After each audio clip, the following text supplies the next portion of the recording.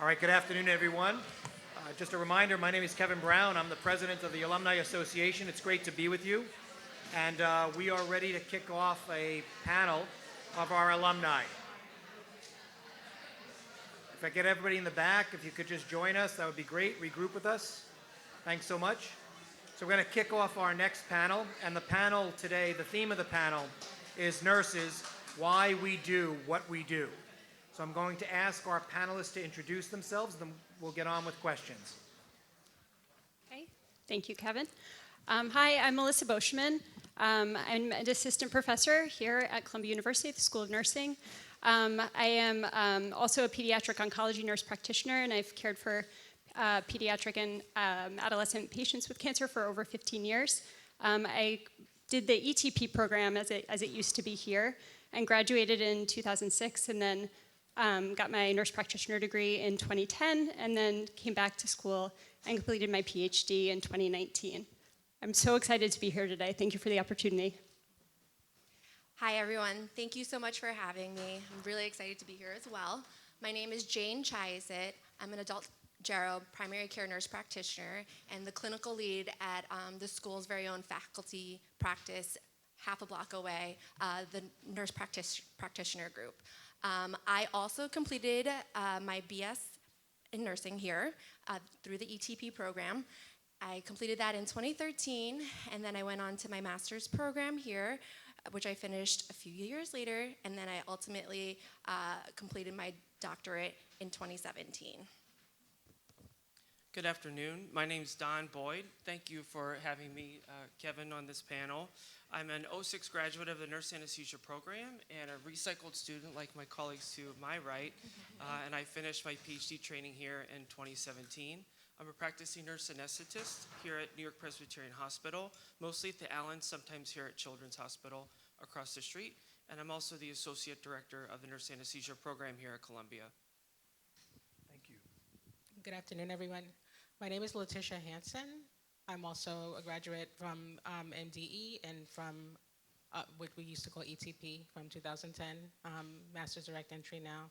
I did the master's program here, and I also completed my doctorate of nursing practice in 2015. I'm assistant professor of nursing, the director of diversity programming, and I also work as a child and adolescent psychiatric nurse practitioner. Thank you, everyone. Greetings, everyone. My name is Veenema. Thank you so much for the invitation to be here. I'm always joyful to come back to this school. I'm currently a senior scholar in the Department of Environmental Health and Engineering at the Johns Hopkins Bloomberg School of Public Health and a senior scholar at the Johns Hopkins Center for Health Security. And I was one of the co-leads of the Johns Hopkins COVID-19 Rapid Research program on behalf of the university. The Center for Health Security is a think tank within the Johns Hopkins Bloomberg School of Public Health, and we have done significant work over the past 3.5 years. You've probably seen our dashboard on CNN at night, but we've run a lot of the research programs towards health optimization and healthcare worker protection during COVID. I graduated with my BSN from Columbia in 1980. I did my master's in public health and master's in healthcare administration and my PhD at the University of Rochester School of Nursing. And I've taught for many years at both the University of Rochester and Johns Hopkins. I am proud to be a Columbia University nurse. Wonderful. So we welcome our esteemed panelists, and we're going to start off with the first question. Can each of you tell our audience what is one specific thing that motivates and inspires you to be the best Columbia nurse you can be in your current job? Ready to start? Thank you for the question. So the thing that motivates me every day is the patients and families that we care for and the impact that we as nurses can have on their care. I think one of the best things about nurses is that we can do so many things from so many different lenses. And so being able to directly impact care, being able to impact care through research, through policy, is the thing that really inspires me every day. Thank you. Thank you. For me, there's a lot of different reasons that motivate me every day to be a nurse. My patients, my team, my boss. But one specific thing that really, really impacts me every day to be a nurse is that I have just the potential to even make a difference in a patient's life that day, whether it be so small as to just like reassuring them that they're okay, or having a more profound impact in making sure in getting their A1C in check, or just getting them off certain medications means a lot to me. And I think just like it's also a privilege for me to be able to meet with patients at their most vulnerable state, when they're most concerned about their health, when they're most nervous, and for them to confide in me. I find that as a true privilege and an honor for me to be able to be that person that they're coming to. So I really want to utilize that encounter to really do whatever I can to make somewhat of a small impact, and just knowing that I can do that with just listening alone really, really inspires me every day that they chose me to talk to. Thank you for that. So I think I'll answer this in the context of working here at the school in the nurse anesthesia program. And honestly, the thing that inspires me the most, among many things, is when we see our students come for the very first day, and we're taking experts in their field, truly expert nurses, and we're kind of bringing them over and kind of placing them into our program in a very new and unfamiliar place. And it's uncomfortable for them, right? But over time, seeing the growth and development, and truly developing into not only expert clinicians, but really the leaders in the future of the profession. And so I think for me, that's really the thing that inspires me most about being here in this program, in this capacity. Thank you. Before nursing, I was a teacher in New York City public schools, and I saw firsthand what trauma can do to children and adolescents. It motivated me at that point that I needed to make a difference in the lives of our children, especially our children of color. And working with the students at Columbia, I feel we are able to make that difference. So it motivates me to be a nurse, to be a professor.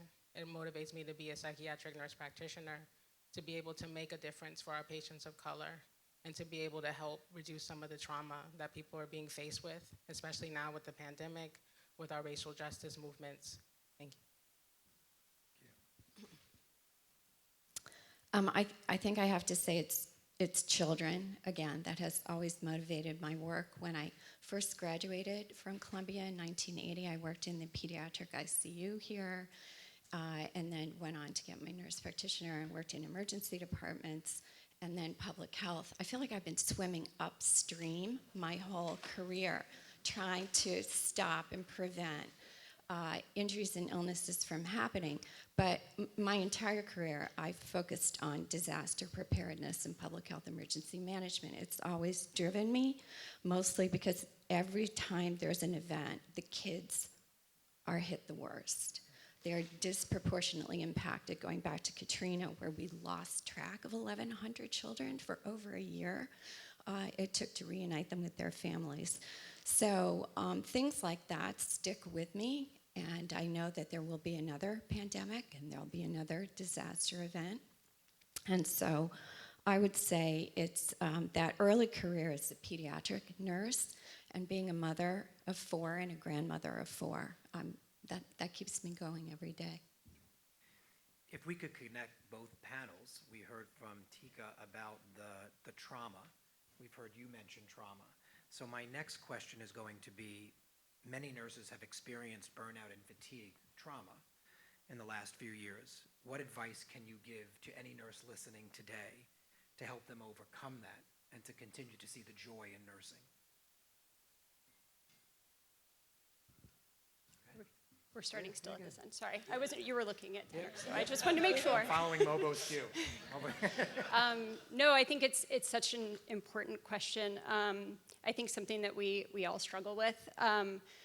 One of the things that I try to tell myself every day, I tell my kids this every day, I tell the patients that I care for, is there's it's important to look at the big picture and to sort of think about what we can do. And I think from a nursing perspective, right, we provide holistic care, and we're always looking at the sort of 30,000-foot view. How can we help this situation? How can we care for this person or this situation? And then it's important sometimes to sort of not bite off more than we can chew, and to know your boundaries and to know your limits, and to take the time to take care for yourself or for your family or whoever are your sort of immediate, right, your crew. And then you can always go back, and knowing that there's a tension between those two, but there's a fluidity, I think is really important. It's not one or the other. You're not doing everything or you're doing nothing. There's a balance in there, and I think for all of us, but for nurses in particular, finding that balance, working with your community to find that balance, whether it's other nurses, other researchers, your colleagues, but really finding that space and making it safe to talk about sort of that balance. Very similarly to her response, I would tell nurses who are facing burnout or fatigue is to take a break, go on a vacation. Us nurses, we have the best work ethic. We're always saying okay to handle more. We're always saying yes to those who are asking for help. It's just in our nature. It's part of our core foundations as nurses, and we tend to say yes all the time because we mean well and we want to do more for our patients, our colleagues, and our environment in itself. But I would recommend to take the vacation, take some time off, separate and away from your work environment, to reset, to recalibrate, and to kind of refocus yourself on your goals and what you truly want to do. And it mostly kind of just highlights our original goal in the beginning anyway, is to be a nurse. So yeah, I would just say take the break for yourself. I love that response. I can't even really say it any better, honestly. But what I do want to sort of mention is that, over the last couple of years, especially through COVID and the surges of COVID that we've seen across the country, nurses who practice clinically lived through an experience that was uncharted water. I mean, we experienced things, we saw things, we helped patients through things. Honestly, in my time, I never imagined ever could have happened. And so now we're sort of living in this time where life has continued, right? The care needs have continued, but at the same time, have we taken the time to care for ourselves in the process? Mm-hmm. And maybe not so much, and maybe not as to the degree that we probably should have. And so I think it's important that we take the time to reset ourselves and do the things that we enjoy, things that bring us peace, things that rest our minds. And through all of that, to know that you are not alone. The experiences that you live through, you're not alone. So if you ever feel like you are alone in that process, you got to reach out, because people around you have lived through it as well, and we want to help you through that, and that goes to you as well. Thank you. I think before we could even discuss burnout and stress and trauma, we have to be able to recognize that we're going through it. All too often, we fail to realize that it's individualized, and we might be feeling like we're coping, and it can come and catch up on us at any moment and any time. And it looks different for each person, and resilience is going to look different for each person. I was looking at some numbers with the American Nurses Foundation, and 51% of nurses reported feeling exhausted in 2021. 43% reported feeling overwhelmed, yet 76% did not seek mental health treatment. And when asked why, over 52% said they did not feel they needed it. So sometimes it's just recognizing the need, looking at our lives and saying, perhaps I need to take like a break, like we've been discussing. So looking out for behaviors like I'm making mistakes at work, I'm being more irritable or angry with my children, with my family, recognizing when we are not sleeping, when we're not able to eat the way we were eating before. COVID put weight on almost everyone. They had estimated like 1.5 pounds per month of the pandemic that people gained weight. So if you think about it, during that first time of lockdown, we ran for shelf-stable foods. We ran for things that were canned, that would last long. So now we're, looking at what happened during that time. So it might mean doing more exercise. It might mean eating well to help us bring back normalcy in our life. But first, recognizing that we're stressed, giving ourselves a pass, being kind to ourselves, taking a moment to say, I made a mistake, or I need to rest, not agreeing to everything. And as nurses, I feel like we all too often are hesitant to say no. We say yes to that extra shift. We say yes to our friend that needs help, but we, at the cost of our own lives and stress and trauma that affects our health and our mental health. So sometimes taking a break, putting the boundaries like we were just discussing, but those boundaries during the pandemic were like none ever seen before, especially with Zoom fatigue. And recognizing we were all on the computer. How many deaths? How many people? Where is it? There was so much fear that went through society. So I feel like even with the children that I work with, the students that I work with, we haven't really recognized as a society that trauma has impacted all of us. And it comes back at times when we least expect it, when we're making a mistake at work, when we're having problems in our love life. So being kind to ourselves, I would say, is one of the biggest, and then exercise and eating right. And exercise doesn't have to be like, we all think exercise, I have to get my gym clothes, I have to get my shoes, or I don't have time for this. It could be exercise snacks, 1 to 2 minute burst of activity, just take the steps, walking around the office. I try to take time, even during my classes, let's take a moment for mindfulness. Let's take a break just to deep breathe. Let's just go walk around for a moment, put on meditation music. So we can find the time in our lives. It's just putting that effort forward.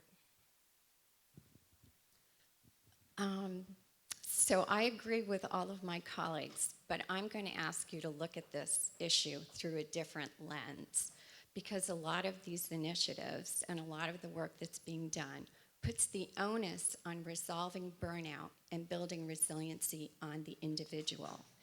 And I led 2 big studies at the Center for Health Security, one specific to the nursing profession and one to hospital workers, not just physicians and nurses, but dietary, housekeeping, admitting, security. And the problems that have caused burnout and depression and that feeling that there's no joy in your career anymore are occurring at the organizational level. And many of the factors are driven by the organizations themselves. Even some of the finest academic healthcare centers who have the Office of Clinician Well-Being and have vast mental health services available, people don't use them because the culture doesn't support releasing practitioners from the workday demands to seek mental health care. And so I've become angry, to be quite honest. A lot of my work is done on healthcare worker protection. And I look at the current nurse staffing crisis and many of the issues contributing, the root cause of this, happened long before COVID hit. This devaluing of the individuality of the nurse, not compensating us adequately and differentiating the contributions that we make. And so asking you to work the doubles, to come in on the weekends, to come in on holidays, this has been years of burnout that's been growing within the profession. So I'm pushing back on nursing organizations, of which I've been a member of, ANA and the Academy and all of those, but to come together and advocate in a singular voice to fix these problems at the organizational, systemic level. It's holding hospital administrators accountable. It's looking at what C-suite executives of the largest healthcare systems are making, $20, $28, $30 million a year, and the differentiation between that and what nurses are compensated.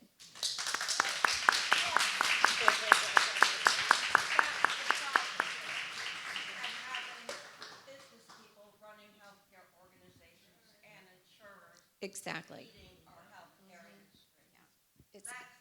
No, it's addressed. We live in a capitalistic system, and we are bearing the fruits of a capitalistic, dysfunctional healthcare system. And so we have to talk about that.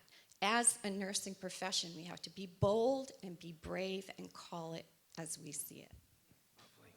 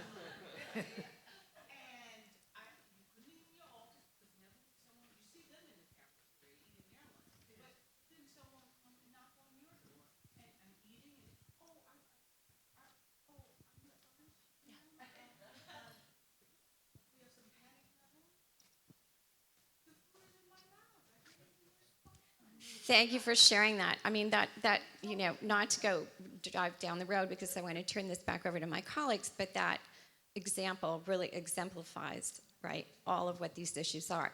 And that's why this collective voice that we can have as a profession, and Columbia with its leadership perspective and the amazing leaders, the Pat Stones, the Sue Bacons, the people who I've used as role models my whole career.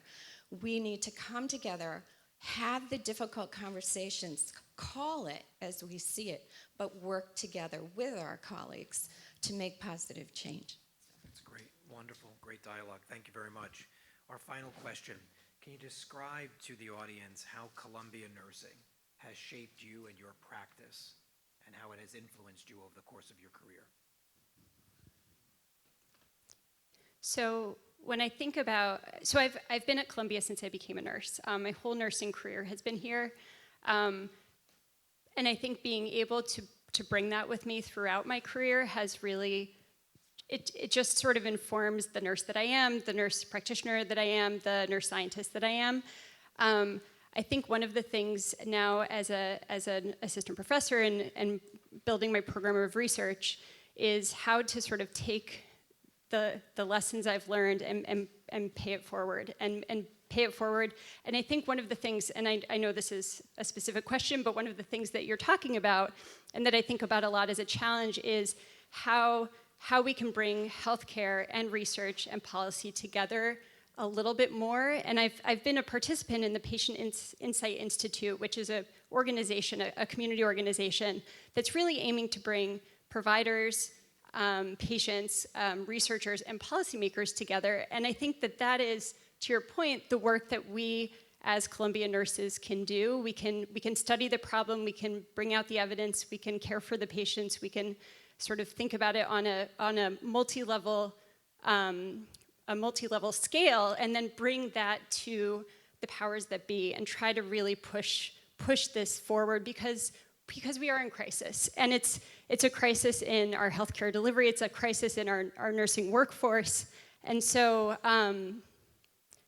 I think just as much as we can continue to build that forward, and Columbia, together we can do that. Columbia Nursing is world-renowned, as we all know. The alumni, the students that we just heard from, the vast network of professionals, the leaders in our field is something that I truly hold close and admire so much.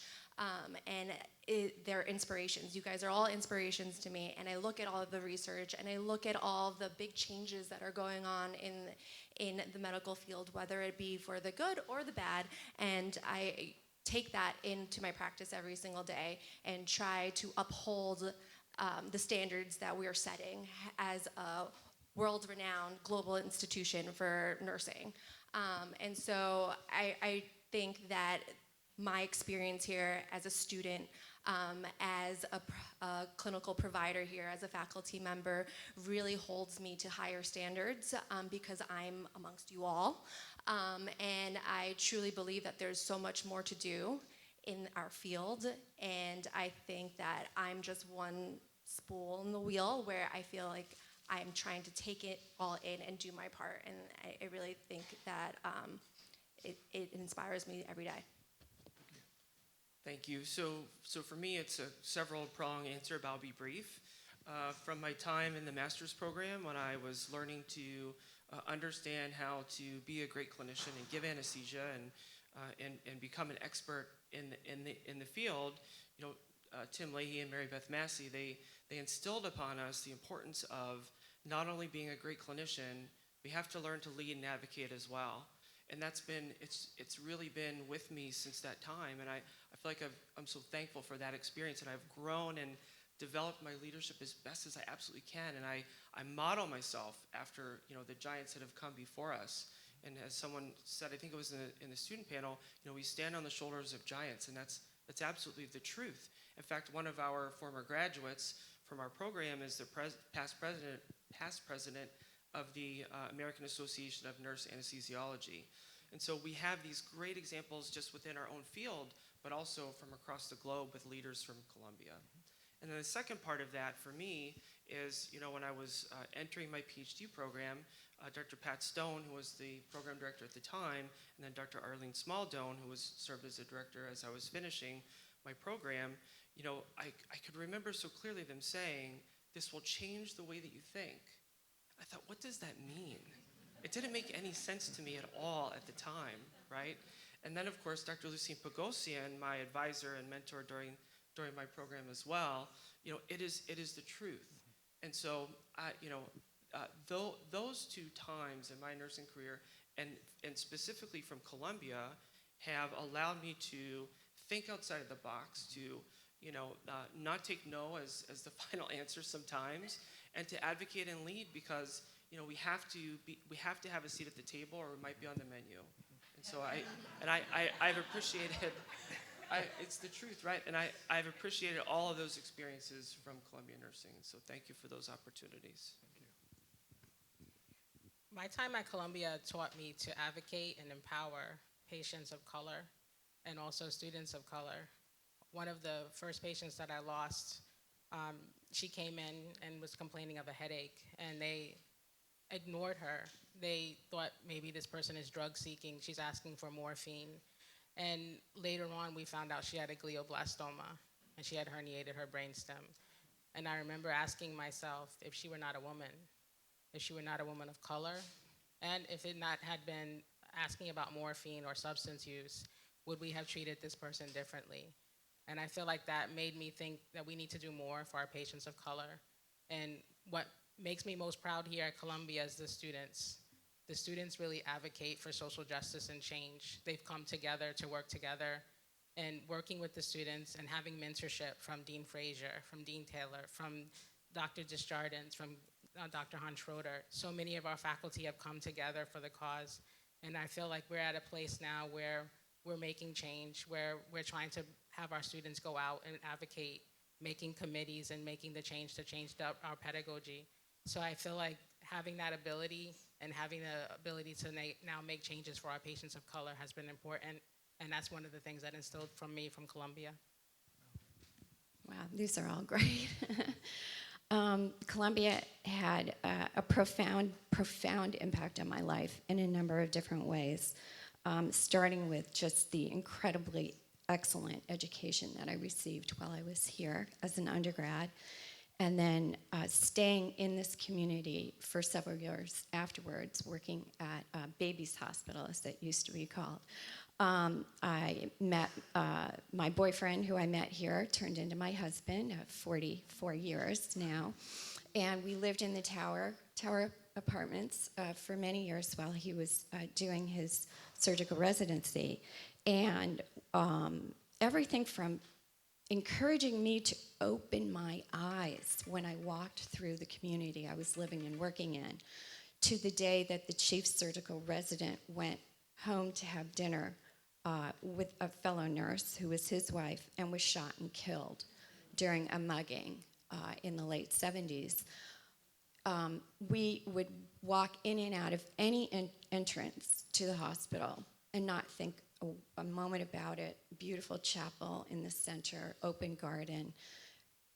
48 hours later, everything changed overnight. Every door was shut and locked, screening. I mean, it just, my time here taught me to look when you were walking around and listen in the community and really see what people's needs are. Because what's out in the community is what you're going to be getting in the hospital and the emergency department tomorrow. And so I think Columbia not only instilled in me my passion for nursing, but also my passion for public health, and continues to inspire me today. Wow. How profound was that, right? So why don't we give a round of applause to our panelists.